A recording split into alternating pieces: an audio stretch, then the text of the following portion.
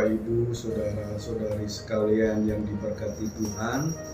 Jumpa lagi dalam program acara Sate Penyu, Saat Teduh Penyuluh, bersama saya Agus Hartanto, penyuluh dari Bangka Indo. Namun sebelum kita mendengarkan firman Tuhan, kita mau berdoa. Kami bersyukur kepadamu Tuhan atas kasih-Mu, atas pertolongan-Mu, atas penyertaan-Mu, bahkan berkat-berkat yang telah kami terima Tuhan. Kami akan mendengarkan firman-Mu ya Bapa. Kiranya Engkau Allah yang berfirman atas kami Tuhan, dan kami akan siap mendengarkan firman-Mu di dalam nama Yesus. Haleluya.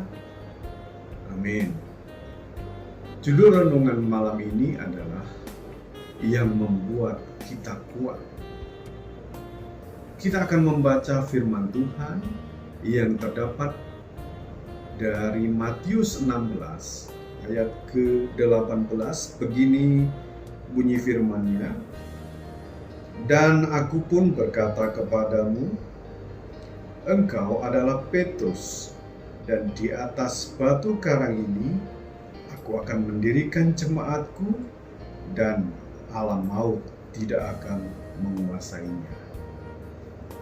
Dalam pelayanan Yesus, ada murid yang bernama Simon.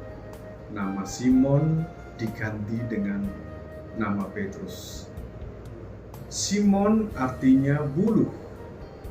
Buluh yang patah, terkulai, dan mudah goyah temperamennya, sehingga ia mudah menyerah terhadap tekanan yang dia hadapi. Justru Yesus melihat melampaui keterbatasan manusia dan menggantikan nama Simon menjadi Kefas atau Petrus, yang berarti tegar bagaikan batu karang yang teguh. Batu karang mempunyai dasar yang kuat. Batu karang mencengkeram kuat hingga dasar laut. Kita mau lihat dalam Kolose 2 ayat yang ke-7. Begini bunyi firman-Nya. Hendaklah kamu berakar di dalam Dia dan dibangun di atas Dia.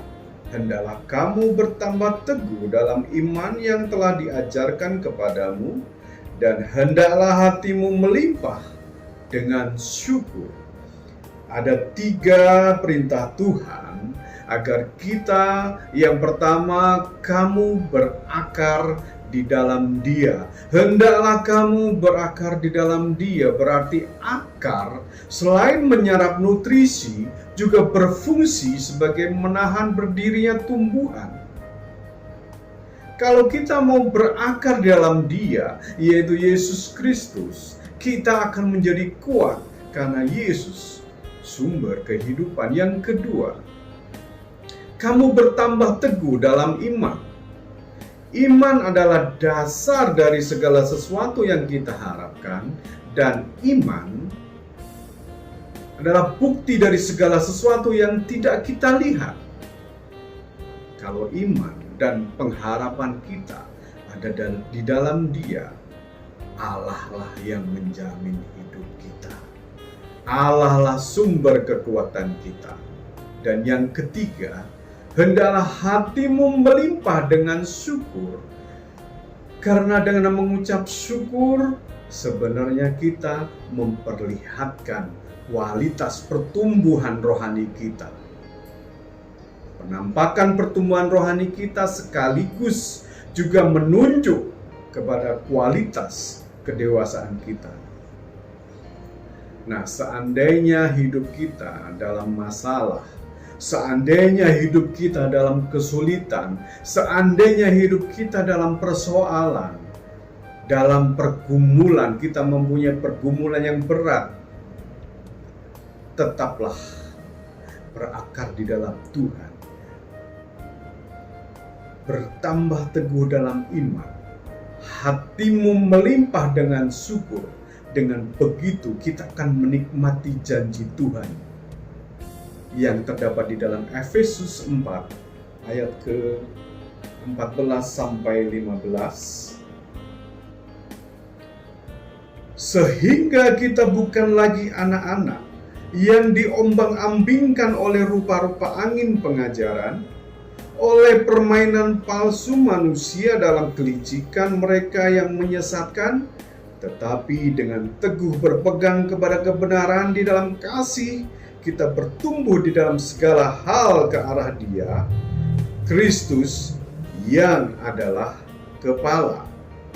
Nah, sehingga kita bukan lagi anak-anak yang diombang-ambingkan oleh angin pengajaran, ya, dalam ayat yang ke-14, kita bukan lagi seperti murid Yesus yang bernama Simon yang sangat lemah, gampang diombang-ambingkan dengan berbagai pengajaran, tetapi kita mau kuat seperti Petrus, tegar, kuat dan kokoh, tidak mudah digoyahkan, tidak mudah diombang-ambingkan, dan teruslah berakar dalam Dia, bertambah teguh dalam iman, hatimu melimpah dengan syukur, maka engkau akan menikmati janji-janji Allah, yaitu jika Dia, yaitu Kristus Yesus di pihak kita, siapa yang sanggup melawan kita? Kalau Dia sebagai kepala kita, siapa yang sanggup menutup pintu berkat kita?